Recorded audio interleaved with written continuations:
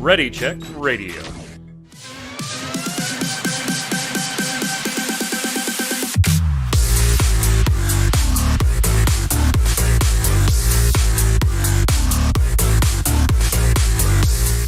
What's up, Internet? It's Thursday at 7 p.m. Eastern, and that means here on twitch.tv/ReadyCheckRadio, it's time for the Relic Grind, our Final Fantasy XIV Square Enix podcast. I'm your host, as always, Mike Byrne, a.k.a. Magic Man, and we've got 14 news, 6.4, live letter next week. That means YoshiP's is making the rounds for all the interviews this week, so we've got some of those to go through today. Some new 16 merch and other art has hit the Internet. Dragon Quest, we got a ton of great stuff to talk, but Tark has a hard stop. So we got 58 minutes to go through all this. Let's go. So if you're watching on YouTube, listening on Spotify, iTunes, wherever you are, we thank you so much. Hit like, hit subscribe, turn on those notifications. You know what to do, and head on over to ReadyCheckRadio.com, and all the socials are in the upper right for you. Mr. Chris Montoya, the Tarkoth one, how are you, sir? Greetings, programs. As a follow-up to the Twitter post that was, my soul is clean, okay? And it does not need a simulator to make it such, okay? Just saying. Flynn. Also on the line, Mr. Paul Berlin. Flynn, what's up, sir? Hey, everything's good. I'm joining Tark in a certain experience. Forspoken. Oh God, did you pick it up at a boot sale? $50 for it. How much? 30. Oh, 50. Well, I spent 38 quid total. I got Forspoken and I got Lost Judgment. Oh, okay. So Well, yeah. So you kind of did like a 2-for-1 or a buy one get one, almost. So, but I've chucked 2 hours into it just to try it out. The music is fantastic. Yeah, I've heard the music is very, very good. The rest of it I've heard is just mediocre. Like, not great, not bad. I think Takal's description is still one of the best. It's the tuna sandwich. Yeah, it's the tuna sandwich RPG. You'll enjoy it while you're eating it. You won't remember you had it a few weeks later. So that seems pretty apt. Well, you'll have to let us know now that you're both playing it. One of the newest girl in chat joining us live. Thank you. Good to see you, newest girl. Says one of the video games of all time. Truly. And indeed, it is one of the video games. Now I want a Gordon Ramsay tuna sandwich and see what I could definitely go for a tuna sandwich. I've been craving. I've been craving tacos all day. I don't know why. Oh my God, that's so funny. I don't know why. Why is that funny? Tacos. You have tacos. Taco power. I'm jealous. I'm jealous. Of all the games that have ever been, Forspoken is certainly one of them, newest girl. It certainly is. It certainly LOL. is. Hey, somebody on YouTube was not happy with us. They said we were too negative last week. They didn't want us to be as negative. I couldn't remember what we were negative about, probably because 6.4 is like still weeks away. And then we talked about somebody else's list of like bad decisions Square Enix had made and played a little guessing game with it. So, gentlemen, let's be positive this week. Damn it. Be positive. Yes. And we do have stuff to be positive about because the 6.4 special site has been updated. We're starting to see it has stuff on it. It's not just a list anymore. We've got some nice images. Here's what appears to be one of the bosses in the new dungeon. Look at that! Look at that guy, the Aether. Now that we know YoshiP's fondness for polar bears, this happens to be like the most epic of polar bears that I've ever seen. This does look really cool. Like this does look super cool. There's also seen in last week's One Piece manga where the bear from Kid's Crew activated his full moon form. It just reminds me of that. It looks so cool.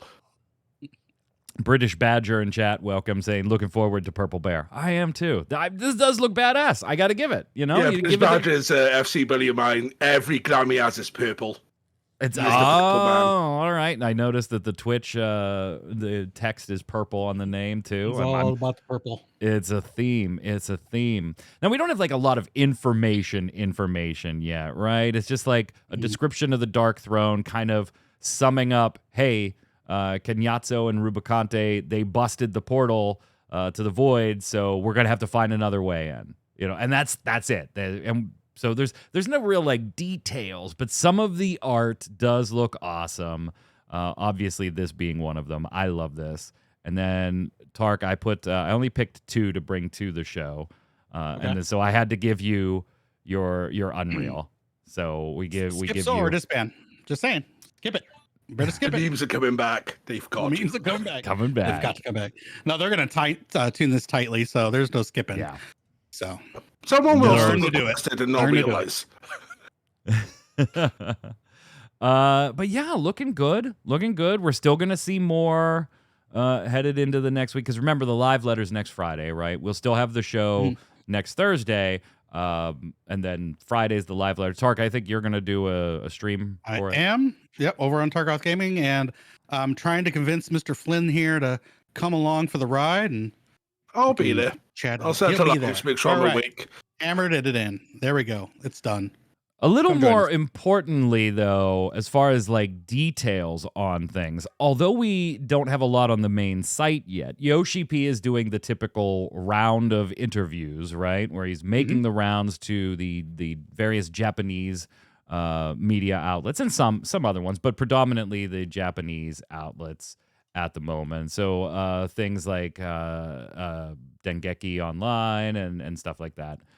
And we're seeing a lot of info kind of come out of those. Now, you have to excuse us for translations here. So I wanted to bring one that I think people are going to be unhappy about. Oh, my, thank you so much for the sub. Let's give you some disco lights behind me. I'm not going to give you the cheers because we're in the middle of the show, but you get the lights behind me. I think, trying to keep it all positive, because I am positive about the stuff that we've seen this week.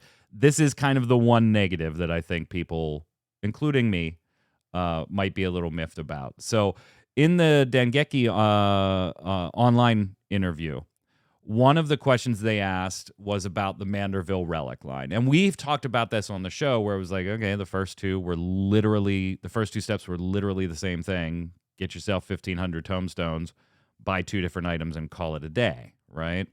And so they said, hey, in the previous 2 stages of the Manderville weapon, both Allegan tomestones were used to exchange required items, but will patch 6.45, because that's when the rest of the relic stuff comes, be the same, or will it be a new process?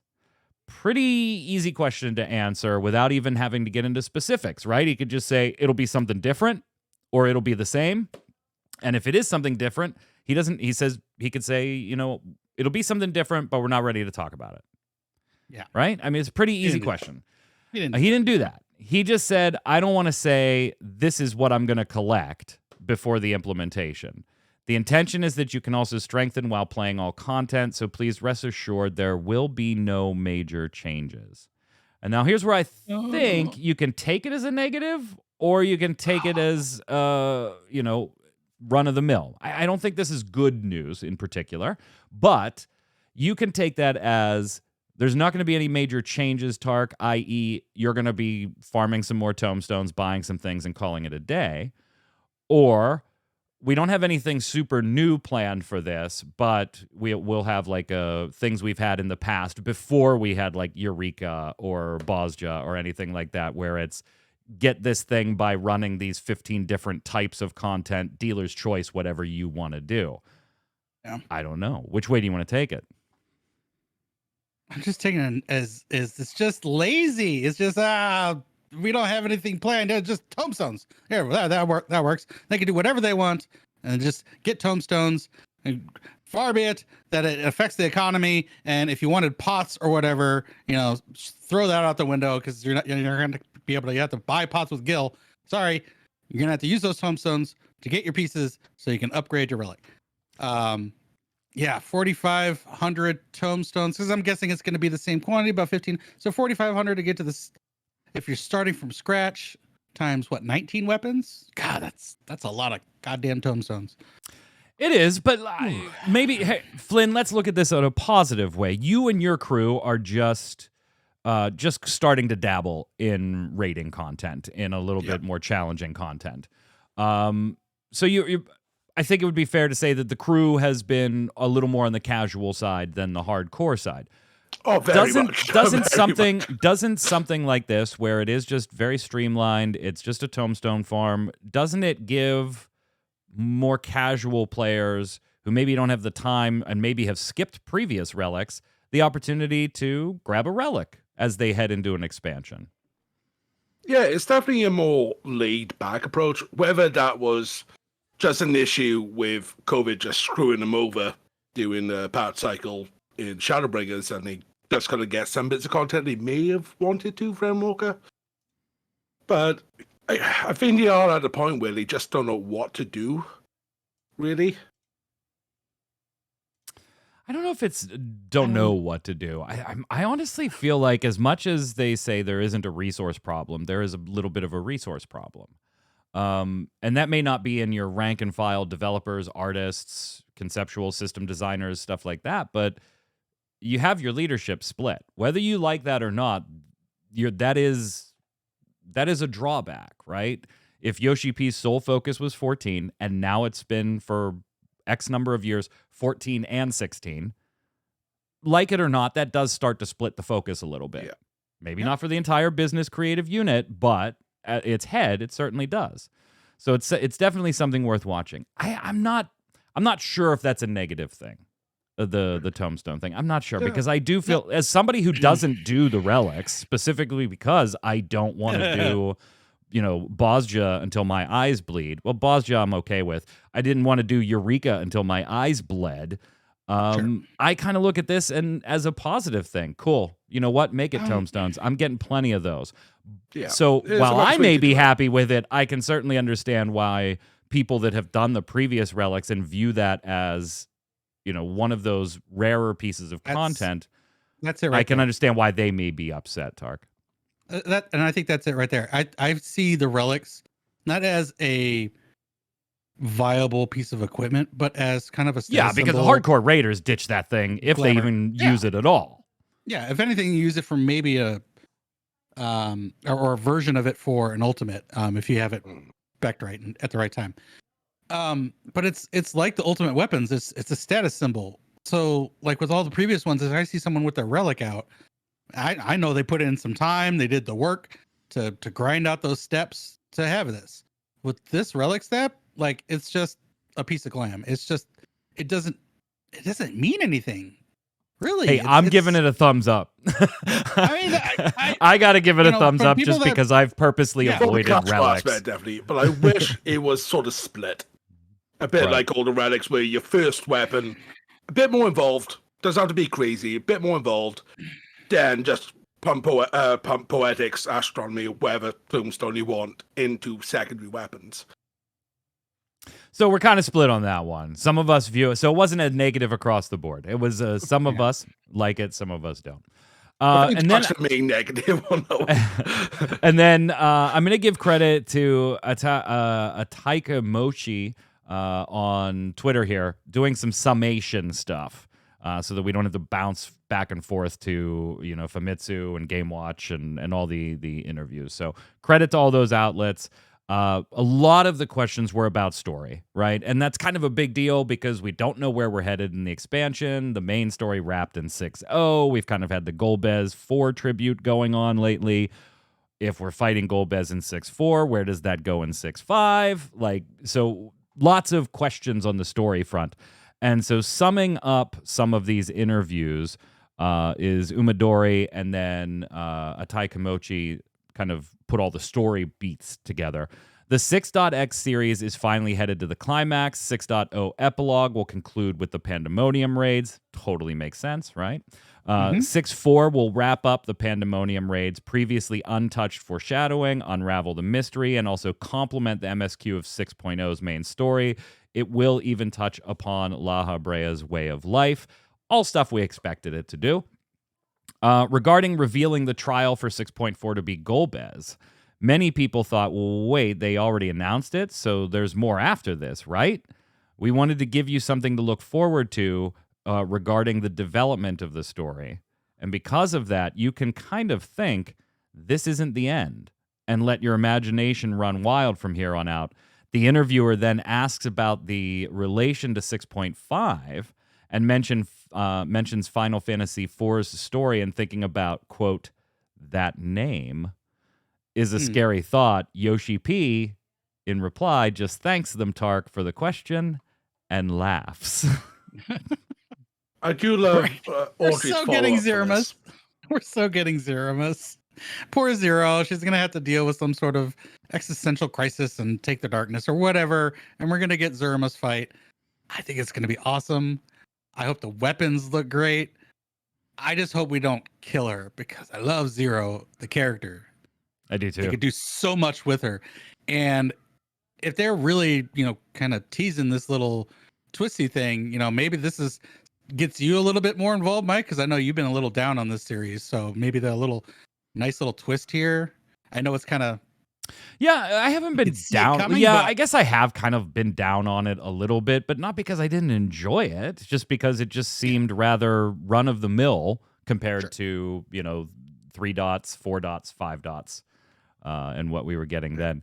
You might see a hint of what will happen after this 6.x series, but you might not be able to figure out what exactly it is yet. Dun, dun, dun. Dum, dum, dum. Fusoya.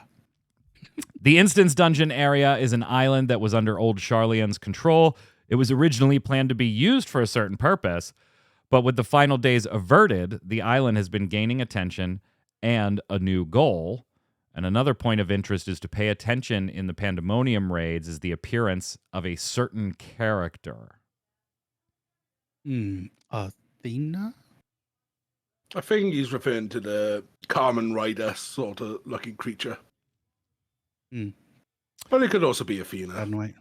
Variant and Criterion dungeon quests start from a certain lord in Hingashi. A well-known character will play the intermediary role. The general variant and Criterion dungeon choices and routes will be similar to the Subterrane one. They have a solid story and written passages that you can enjoy. There will also be various routes, detailed divergences, and riddles to solve. Not in this recap, but in the Dengeki interview, is a little more detail saying that there were more complex puzzles in this one, and that Yoshi P was looking forward to seeing a bunch of people sharing information online to kind of solve all the routes like they did in the first one. And there are more named NPCs in the Stormblood duty support. Yoshi P hopes people who finished doing MSQ can go back and play the Stormblood dungeons with the NPCs. I tell you what, I've been a Debbie Downer on the story lately. No, it's just, run of the mill. It was just lukewarm. I liked it. I didn't overly enjoy it. I didn't hate it. It was just a longer ramp up to the story. Meh. That's all it is. Yeah, just kind of a meh. Yeah. I will say this though. I am looking forward to 6.4. I loved Criterion Dungeon and I can't wait for the next one. The Golbez fight, I'm sure, is going to be freaking awesome. I just can't wait for the music, right? I'll just go in and just AFK with the music playing. I'm sure 7 people will be real thrilled with me. It'll be on YouTube in like a couple hours, and I'll just put it on a repeat from there. There we go.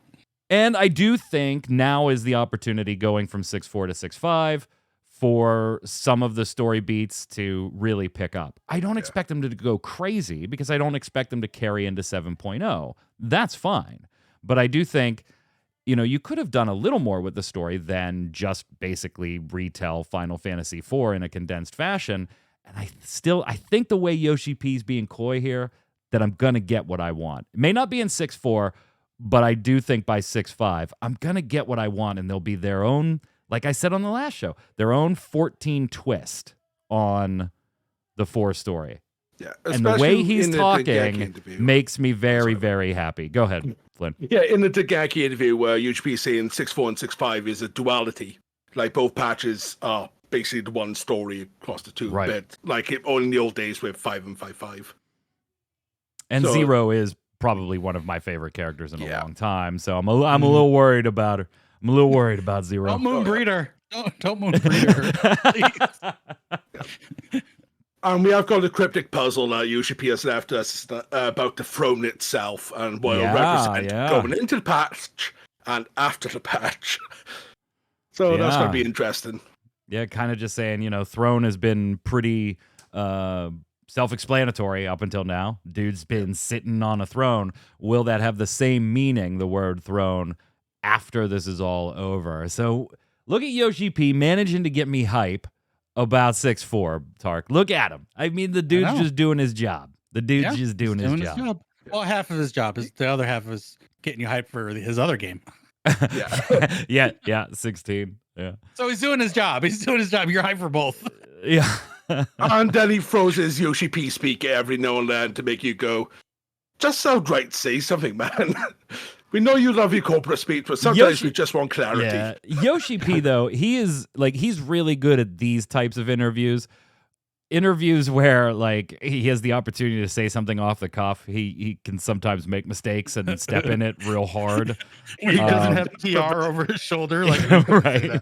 He can't. But when he's there's just that thing about him, right? When he's talking about the story and things like that, when it comes to 14, you could tell he's still passionate about it. Oh, absolutely. And I saw a meme today that said, "You think this is 10 years ago," and had the Final Fantasy XI logo, and said, "This is actually 10 years ago," and had the A Realm Reborn logo. And I was like, "Oh my God, that's true!" Like I totally feel like, yeah, I played the hell out of that just 10 years. It was almost 20 years ago that I played the hell out of that. But when you look at, and by the way, they did mention they haven't even revealed what they're going to be doing for the 10th anniversary celebration. Yeah, there's a 10th anniversary project, he said, right? Yeah, unannounced. Like, An unannounced project. What? Project? Yeah. And they're overworking the management team.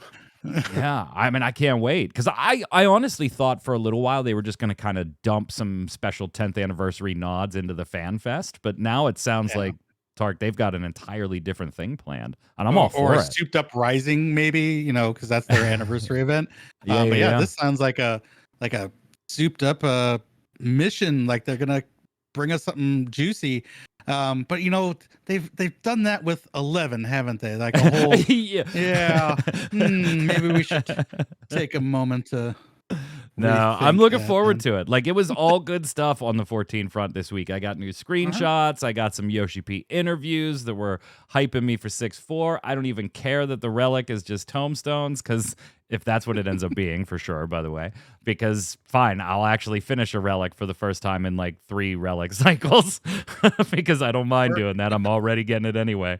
And I think Newest Girl's absolutely right, man. Those relics are going to be incredible for dumping Poetics next expansion. Yes, they will be. Yep. They will be. It was all good stuff on the 14 front this week. So I hope for our dear YouTube viewers that was a little more positive. Yeah. I mean, the next 3 months are just, we got the patch, we got 16, and then we got FanFest and Bam, and next 3 months. Yeah, like, so that's a good point too. Like, if you have this extra time and you in between patches and you can't really do anything with it, like you've resolved to this is what it's going to take, and it's not that, and it doesn't increase the amount of content you get, then Square had said in their financial report that they were going to do other things to keep engagement. And they haven't yet, but that was just a few months ago. I think the gap between 6.4 and 6.5, even though it'll be just as long as 6.3 to 6.4, because the Fan Fest is in between there, I feel like you buy yourself time, right? Because people aren't, they have something else to talk about or something else to look forward to or speculate on or interact with the forums or the Reddit or whatever. That's what I think it might be, 2 weeks is a little 2 extra weeks when it comes to the actual content. That's not huge in the grand scheme of things, but it gives more time for quote unquote doing nothing or having nothing to, and that's such a big part of 14 is interacting with your friends and your community and speculating and wondering this and let's do this. I think 6.4 to 6.5 is going to fly by a little faster because the Fan Fest is in between it. I agree. And then 6.5 to 7.0 is going to be brutal. It's going to be brutal. Maybe. But I think that's where they have to dump some of the things they talked about, Flynn, in the finance report, right? Yeah. We have other plans to keep 14 players engaged. They're going to have to use something in between 5 and .5 and the expansion, because that's going to be a little longer than normal. Yeah, it's always our longest wait, regardless of anything else. That is the longest wait we get between patch cycles is FFXIV 2 expansion. Yep. And that's when you really feel everything with the game. You want to really hold on to or get a good retention on players? I think you should do this yokai event, crossover. I think it's about time to have that come back, right? Everyone loves that, right? We got some new jobs and new weapons. Dude, I did. Don't make fun. Don't make fun. I love that event. I got all my mounts. I got all my weapons. Yeah, I love that. If you give me an an event with a dozen minions, I don't care what the source material is. Oh, they're Pokemon? Yeah, this crossover totally makes sense. I don't care. Gotta catch them all. Let's go. Damn straight. British Badger. See, British Badger missed the yokai event. Wants to bring it back. I've come in and just I miss this. At least we walk around with our yokai mounted like, damn you. Yep. All right, let's slide over and talk about some other stuff here. We got some 16 news, art, and merch on the Final Fantasy XVI front. The original soundtrack is now available for pre-order, and if you are counting and keeping score, that is 8 discs there in your screenshot in that little box case. I see 7. You see 1, 2, 3, 4, 5, 6, 7. What are you talking about? 7 for the standard and looks like 8 for the deluxe. Yeah, I'm showing the deluxe, bro. Oh, okay. Yeah, come on. I'm looking at a different screen. Think I'm going to buy the standard? What the hell are you talking about? Of course not. I know it's you. Yeah. Looking at both, I'd want to buy both because I prefer the discs for the standard. The case has the icons on it. The CDs have the logos and drawings of the characters from 16. I mean, this absolutely looks gorgeous. What it doesn't say is whether they will be the Blu-rays or the DVD, or I'm sorry, or the music CDs. It says CDs on the Nerdstash website, but right. But that's their article saying CDs. It's not a source saying like, hey, this is typically on the store. Does their soundtracks and Blu-rays. Yeah. They typically do these in Blu-rays, but I don't know. And the art is like a little too small to tell. But man, that is a cool box set with the art and the foldies and that is so cool. Each CD is a dominant. It's just it looks great. Well, no, the CDs are the characters. Yeah, they're the dominants. The icons themselves for the dominants are in the like foldy and box art. It's very well done. Very well done. Sorry, my brain flashed on the word dominant and equated it to summon. We also have, by the way, the pricing for the Final Fantasy XVI PlayStation 5 bundle that we talked about last week. That is pre-ordering starts today, May 4th, and launches on June 22nd. The price is $700 USD, $629.99 for you, Flynn, in Europe there. Yeah. 700 bones. That is a bit expensive. Game itself is PS5 is there an extra controller?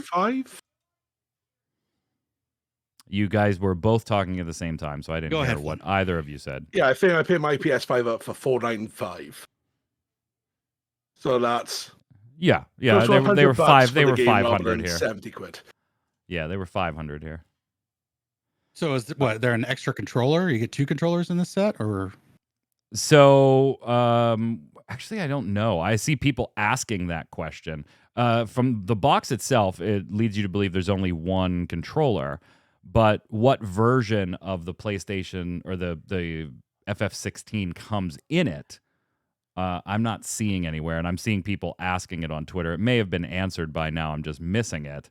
It looks to be the standard edition if I go through the direct PlayStation website, because it's 540. You can see the CD disc. You can see this. Yeah. It's 540 British pound. Yeah. So that makes more sense. Which is weird because the PlayStation 4, the 15 bundle came with Final Fantasy XV Deluxe Edition. So that's kind of disappointing that it's not the deluxe edition. But it's disappointing that it's not a fancy PS5 for it being a bundle like this. But I still love it. I personally wouldn't buy it. It's not enough of a fancy for me as far as the art, and I said that last week. But I still love it. It's absolutely gorgeous. Well, no, I think the bundle is just a base white PS5. Yeah, it just comes with a game and I think an extra controller. Oh, this isn't even the art one. No, it doesn't come with that. I think the panels and controllers are all separate. With the price in British tag, I think it's just the standard console bundle with the game. So just one controller. Weird. Wow. I thought this was the art one we were looking at last week. I guess I'm mistaken. The panels and the controllers, it seemed like that was just accessories that was just available in Japan. But it wasn't part of the bundle. It was just separate accessories. All right. Well, I'm dumb. Well, we still got all the discs up on screen. Have you guys seen that they've shown what elements all the icons represent? Well, how about I do you one better and I show you some artwork revealed? Yeah. On the icons themselves. I'll do you a little better there. I think this firmly confirms that there's no Leviathan. So that's a little sad.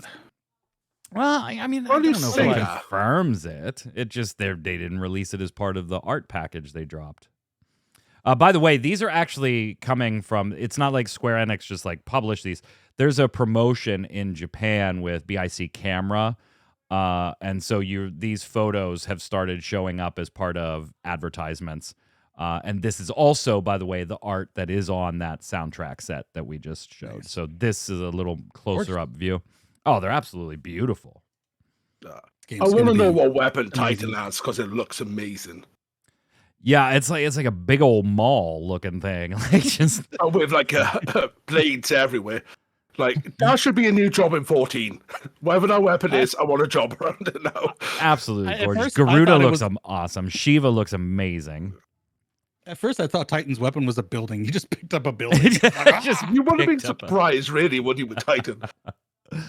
You still not a fan of the Ramu art there, Tark? You don't like the beard to be out and flowing. It's part of what makes him the old man, the elder statesman of primal summons. You can tuck it in. I think he looks incredible. I think they all look great. They all look great.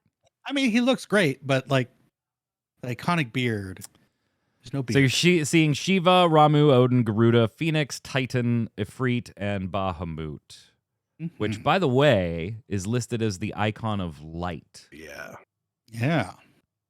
The icon of light. So we'll have to and Ifrit is the icon of mystery. Yeah, and it's in the official art title there. He's actually listed as Dark Ifrit. Yeah, there's two different Ifrits. Yeah. So looks great. Looks great.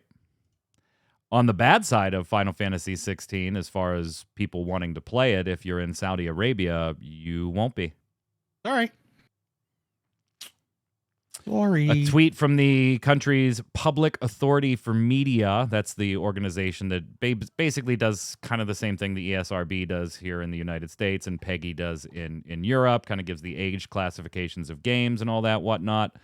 According to a tweet from them, they say that the game will not be released in Saudi Arabia due to the publisher's unwillingness to make the necessary modifications. At the mercy of Google Translate there, but you get the basic idea. So one of the most important and biggest games of the year is on its way to being banned in the due to the company's complete refusal to modify the content to suit the region. Now, what they wanted changed, we don't know. And Eurogamer asked Square Enix for clarification, has not received a response yet. It's potentially, the response could lead to a spoiler, and so maybe they wouldn't give a response at all. But Final Fantasy XVI and YoshiP's and Square Enix have said they want this to be a darker one, Tark. They want this to be more mature. They're fine. This is going to be the M-rated Final Fantasy, right? Yep. They're fine for that. Brazilian rating. They didn't hide it. Yeah, like Brazilian rating put nudity, prostitution, drug use, suicide, torture, gratuitous and violence flags on the game itself. maybe take your pick of one of those why Saudi Arabia doesn't want this released. But usually, at least in my experience, right, I would tend to believe that one, there's cultural depictions that aren't that they don't like, and so they would like them changed. Or two, there's LGBTQ related stuff. I mean, typically, and I have no idea, no inside knowledge, but just I've been in the industry for a long time. When you're dealing with Middle East game ratings and things like that, it's usually one of those two: cultural depictions of Middle Eastern citizens or characters that they believe are portraying Middle Eastern citizens, or LGBTQ stuff. Yeah, I wouldn't be surprised if there was a gay character on this, and that just automatically is a big no. I mean, we saw this with the World Cup in Qatar. Like, they were just banning just rainbows. It's like, it was ridiculous. The rating I really want to, I still don't see it, but rating in Australia, because I know they could be pretty hard on their ratings to outright banning it as well. So I'm wondering how they're going to be, but this doesn't surprise me from Saudi Arabia. No, not at all. And I'm kind of glad, whatever it is, I'm kind of glad Square Enix is sticking to its guns. Absolutely. Like, knowing that it will cost you money. Like, it's real easy to stick to your guns when there is no consequence for doing so. Sure. And I hate when game companies do that. They pick a hill to die on because nobody's getting killed on that hill, right? Like, that's, they make it look good when there's no consequence. It's easy to put Pride banners on your social media during Pride Awareness Month and only do it in the countries that make it safe to do that. Like, Bethesda's the one that aggravates me the most, right? Like, Bethesda does it on all of their social media except China and Saudi Arabia, like, where you might have consequences for actually doing it. But hey, let's put it up in the United States. When there's actual sales, dollars, consequences, whether they're big or not, I don't know. I mean, Saudi Arabia is investing a lot more in the game industry. That's for sure. Yeah, they are. Absolutely. But whether or not, it's going to put a dent in Square Enix's bottom line, I wouldn't guess on that. I don't know the sales data for Saudi Arabia and Square Enix RPGs, but they are going to lose some sales. And to say, hey, I'm not going to change it, and be willing to suck that up, and the company be willing to suck that up, I gotta like it. I gotta stand by that. Like, you had an artistic vision, go for it. I may not like your art, and so I may not be a consumer, but I absolutely support you sticking to your artistic vision and not molding it so that I would be a consumer. I don't know. I'm just a fan of the artist there, I guess. Yeah. No, that's and fair. that has been CPU3's approach across the board for 16, is that we made the game that we wanted to make. We could have dumbed things down, but it would have compromised the story that we need to tell. So to Cal speculating that if it were a bigger country, they would make the change. And I don't know. That's kind of the point I was just making. I'm not exactly sure the sales data from Saudi Arabia. Obviously, they are sinking tons of money into part ownership of a ton of video game companies. But maybe you're right. I don't know the sales data in Saudi Arabia versus a Germany, as you speculate. And maybe their decision would be different. And if it was, then I'd say the exact opposite of what I just said. But can we get a Live Alive 2? Takashi Takeda was given the opportunity to answer some questions on... This is actually kind of cute. Answer some questions on the Square Enix Twitter account, but they only let him say yes or no. That was it. And he cheats a little. He does cheat a little. Like, that one right there is, would you make a Live Alive 2? And he just kind of, the answer he gives is, I hope so. Which I think is kind of incredible, considering this game was like, what, 1984, the original? It was way back. It wasn't, I don't know if it was 84, but it was way back there. Way back. And so maybe it's so fun seeing what I knew as a great game getting this whole new audience with the remakes, including you, Tark. Yeah. Yep. It was good times. I only wish that they had released the Switch 94. and the PS4s. the Switch and the PS4 versions together because I would have picked up PlayStation for the trophies. Yeah, the game Now is I'm heading debating if to. I'd buy it again. Yeah, we know it's heading to PC and PlayStation. So yeah, you'll be able to play it there soon. Shall According more to the money for tweet, it's out trophies. now on Steam at least. What's that? According to the tweet for they are saying it's out on the PlayStation and Steam now. As of today? Yeah. Cool. Yeah. Nifty. So if you haven't played it and you want to play it on Steam or PlayStation, go ahead. Check it out. It's good time. Speaking of other little remakes, the Pixel remasters have surpassed 2 million units worldwide. And I'm sure they could get a lot more sales if they had more physical editions. Suck it, Square Enix. But I got to ask this, Flynn, will it meet sales expectations? Square has been notoriously stingy with those sales expectations lately. You got to be careful with that, though, because if it I doesn't meet have to be careful with my language because I will have sold. just swore in response to this with my just make sure Una bleep knows. But that is the answer. Like, who knows with Square Enix these days? What is success to them? Yeah, sometimes they All they they put know it out is there. there's brand new people who are getting to play these games. Like, a quick anecdote for you guys. Walking with my buddy the other day, he took his kid to the park, and we were just chatting around talking, and these are like 6, 7, 8-year-old kids, and I hear I was like, holy shit, kids know Final Fantasy? Yes, they do. Yes, they do. I have a smile on my face and go, new generation. There are, by the way, if you're looking to pick up some titles, particularly on your Nintendo Switch, NIS America and Square Enix are having some huge sales right now. I'm not going to go over the NIS America ones, but there's some great titles there. Take a look. On the Square Enix side of things, there are 44 games on deep sales. So you've got things like classics, all-time classics like Balan Wonderworld for $11.99. Chocobo GP, the game they just stopped supporting, for $24.99. On a serious note, Collection of Mana for $20, Collection of Saga Final Fantasy Legend for $12. The Dragon Quest games are like $5 or less. Harvestella is on the biggest discount that it's had since launch. It's $29.99. Bunch of Kingdom Hearts stuff, Saga Frontier stuff. I mean, there's a ton in there. World of Final Fantasy Maxima, if you've never played, $15.99. Tactics Ogre Reborn. Some great stuff. Tark, anything you're interested in buying here?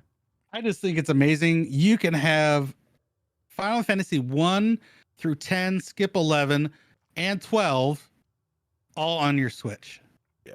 That's just an amazing system to have for a Final Fantasy fan. That's crazy. Being a PlayStation first person, there's nothing that I wouldn't get here that I wouldn't get on PlayStation. But I mean, like Lost Sphere, great game. I Am Setsuna, good deal there. Star Ocean, First Departure R, pick that one up. That's under $10. You just bought Tactics some Ogre. Switch stuff though. I did buy some Switch stuff because it wasn't on PlayStation, and it's actually part of the sale here. Yeah. Dragon Quest 1, 2, and 3, the kind of remasters from, was it 3-4 years ago? Yeah, they're not like remasters. They're kind of just like prettied up a little. Yeah, the whole graphics are all redone. The systems are all the same. It's what Kronos would have wanted for Final Fantasy VII remake. It's just pretty up the graphics, leave the systems as they are, just make it bearable to play. But yeah, I picked up all 3 of those physical because I am a man of physical. I want to have it in my hands, and I got all 3. Yeah, and it's good times. I want to have it in my hands. Tark 2023. And 24 and 25 and 24 and 25 and 25. Quote eternal. Hey, how about this? Game Rant ran a opinion piece by Liam Ferguson talking about we've spoken here about Final Fantasy XVI's action combat, Devil May Cry blend of combat and everything. And Game Rant, Liam Ferguson says that, hey, I think Final Fantasy XVI's new combat is the perfect blueprint for Dragon Quest XII. Now, what we know about Dragon Quest XII, remember, is that they said it's not quite a turn-based system. It's kind of like a hybrid thing, but they didn't really give us any more details about it. They just said it's a different battle system. They had just finished prototyping. No, it's not strictly turn-based. So we're moving away from it in Dragon Quest. But they think 16's Devil May Cry combat style is the perfect blueprint for Dragon Quest XII. Do you agree, Tark? No. I think what will work for 16 is because of its mature and darker themes. It lends to a more visceral experience, where Dragon Quest has always been, anime, cartoony in nature. So you have those fun little interactions during the turn-based combat when, Crow got hit, so it goes, eh. Little funny things like that can happen. When it's like fast, you lose out on that. And I think there's just enough real-time combat. You got 16, you got Kingdom Hearts 4 is going to have real-time action combat. Like, maybe it doesn't need to be true turn-based. Maybe they can put the ATB on Dragon Quest. But I think really something weird, needs to be left in that sphere for hardcore turn-based. Yeah, it's really weird the way the article is summed up, in my opinion. It says the vital part of introducing action gameplay to Dragon Quest XII is ensuring that RPG veterans can play around with it. Final Fantasy XVI offers fully customizable accessibility features that can, at their peak, almost totally automate combat. This won't persuade everyone to give Dragon Quest new gameplay a shot, but it will help people who aren't used to action games get the full experience. Something that integrates menus, more like Final Fantasy VII Remake, might be a better fit for Dragon Quest. But after spending so long without action gameplay, Dragon Quest needs to use it or lose it. Dragon Quest XII needs to go all the way with its action combat if it follows Final Fantasy XVI. It must display confidence in its identity, as doing so will improve the player's experience as a whole. An accessible but highly customizable combat system that adapts Dragon Quest's best hero abilities is all that DQ12 needs to match 16's own system. If DQ12 can manage that, then it should be able to forge its own identity while leaving the door open for more traditional entries in the future. Which that's kind of weird, right? Right, Yeah, right, Flynn? like, It's like, hey, to forge your own identity, be more like this other game. Like, where its identity's been set in stone for 11 games. Yeah, as we've been talking again, I'll just reread it just for my mind process. It's like this guy sort of went prototype systems and then just went straight down a rabbit hole. Yeah, I don't honestly know if he's found feel like Wonderland yet or not. yeah, and we know they just don't have the desire to go down the turn-based system in these two titles. That's just not the way they're going to go. But I think making them more similar is the worst thing you could do to these two titles right now. Yeah. Like, if you want Dragon Quest to stand on its own, then it needs to stand on its own for being that RPG of Square's that does this. Versus Final Fantasy, which does this, whatever this and this are. I don't know. I don't agree with it. But speaking of DQ, Dragon Quest X Offline's expansion, The Sleeping Hero and Guiding Ally, new screenshots for that fun stuff that we'll never see here in the States, and it makes me sad. And don't forget... I just pretend it doesn't exist. Because it makes me I think about it makes me upset. Yup. And then don't forget, we still have to get release news on this bad boy here. I know. This is the HD 2D remake of Dragon Quest III. There's the original, and then they show the remake that I just purchased, which looks This is a lot such better. a great video. Yeah, this is such a great video. I mean, it's an older video. I just brought it for the B-roll, but oh, look at that in the Octopath 2D HD style. Just watching this again though makes me realize that Chrono Trigger would kill on that. Just Don't touch it in any way except to put this skin on it. Like, that's it. That's it. all you need to do. Like I showed you guys in our Discord a couple of weeks back, that Pokemon rendition in this style is like, yeah, it just suits. If you want to get a game with nostalgia, whether it's Dragon Quest, Final Fantasy, all those things, check it in 2D HD and we will just love it. Yep. No, it wasn't Whiskey Baron. I wish it was. It's iced tea. Kiggle's saying, why can't you just have an action combat sequence? Then those are just QuickTime events, right? Yeah. No, I know what you're talking about, like little spurts of it there. But then it's kind of like you get into this conflicting, even if you only do it for like 1 or 2 sequences, you've essentially created 2 battle systems for the game. One is the primary battle system, and then a secondary battle system that you use X number of times. And that's a pretty big resource drain as far as development goes. There have been games that have successfully done that. Like, no doubt. I just don't think Square's going to do it for DQ. Near Automata, like, they're always playing around with different types of combat and interactive. So well, I just we're don't talk logically. I want turn-based game. Just give me a turn-based game. That's what I want.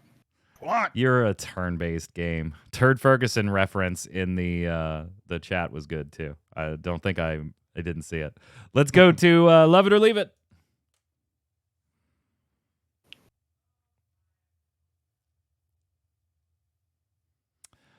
All right.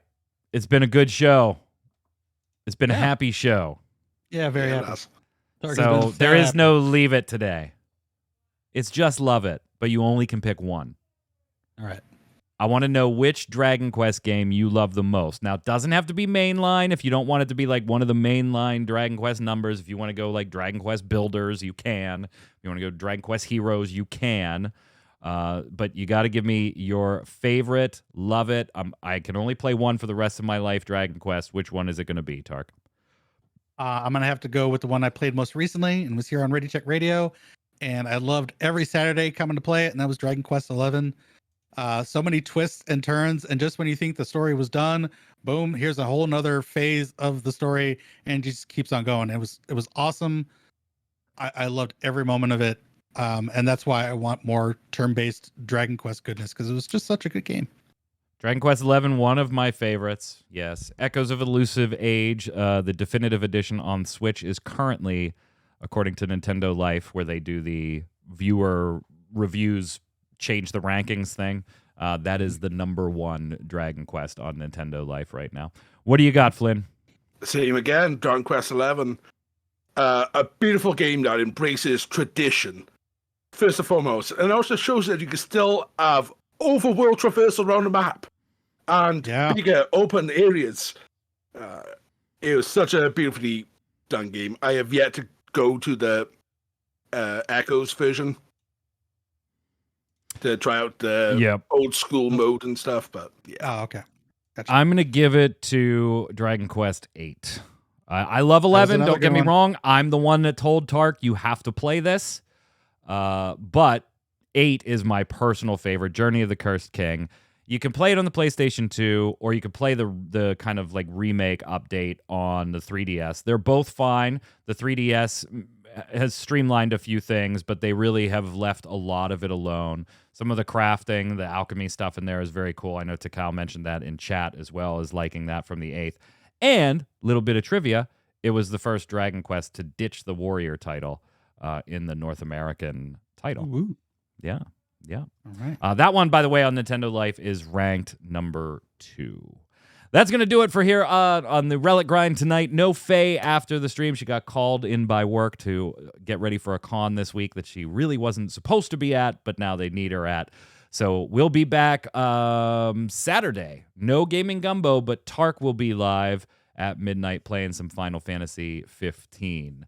That's going to do it for us here today. Until next Thursday, Flynn, where can everybody find you? You can find me over on twitch.tv/ReviewingCrisis. I will be back over there either Monday or Tuesday. It's my birthday Monday, so I don't know if I want to stream.